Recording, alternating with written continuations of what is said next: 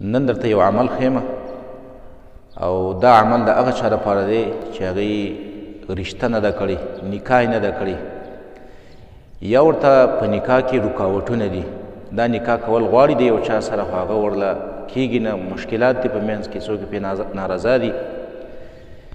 یا مثلا نکاح یې کړې ده خو اوس د هغې د مهر طاقت او وس نه لري،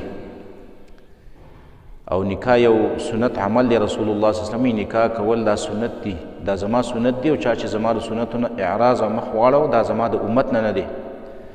په یو بل حدیث کې رسول الله صلی الله علیه وسلم ځوانانو ته یا معاشر الشباب، ای د ځوانانو ټوليه، چا چې په تاسو کې وس رسي نو بس نکاح وکئ. په بل حدیث کې راځي رسول الله صلی الله علیه وسلم فرمایي من تزوج فقد استکمل نصف الایمان، چا چې نکاح وکړله او ښځه یې وکړله د دې سړي نیم ایمان پوره شو.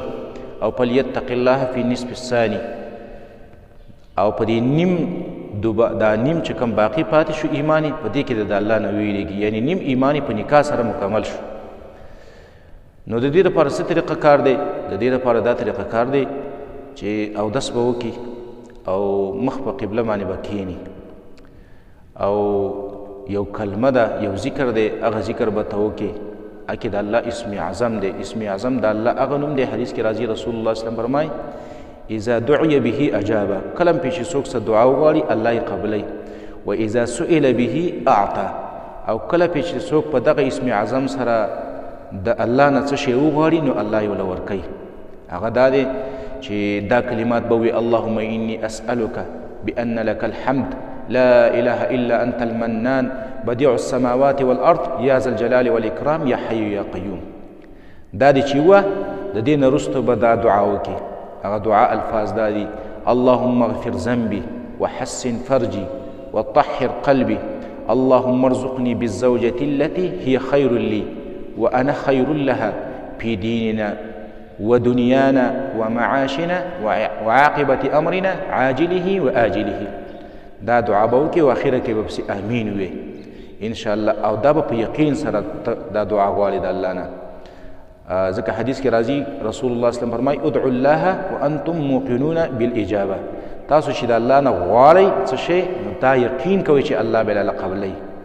نن دا عمل وکړه، سبا یې بیا وکړه، بله ورځ یې بیا وکړه. او خاص یو ټیم درته ښیمه چې هغه ډېر قیمتي ټیم دی. د شپې چې کله دا درېیمه حصه شروع شي، اخرنۍ حصه د شپې کوم چې 2-3 بجو ټیم، دغه ټیم کې به راپاڅېږي، خو ښکلی مزیدار اودس وکړه او مخ په قبله باندې کښېنه، او اول دغه اسم اعظم دا به ولولي اللهم انی اسألک کما دعا اولنۍ دعا، او ورپسې به پسې بیا دغه دویمه دعا وي، او بیا به پسې امین وي انشاءالله. تعالی به الله پاک د رشتې مسله برابره کړي. رشتې کې چې ستا کوم رکاوټونه دي هغه به م الله پاک حل کړي او ختم کړي. هغې دپاره چې کوم مهر دی هغه مهر به م انشاءالله الله پاک د خپلو خزانو نه ادا کړي او الله بیا ختم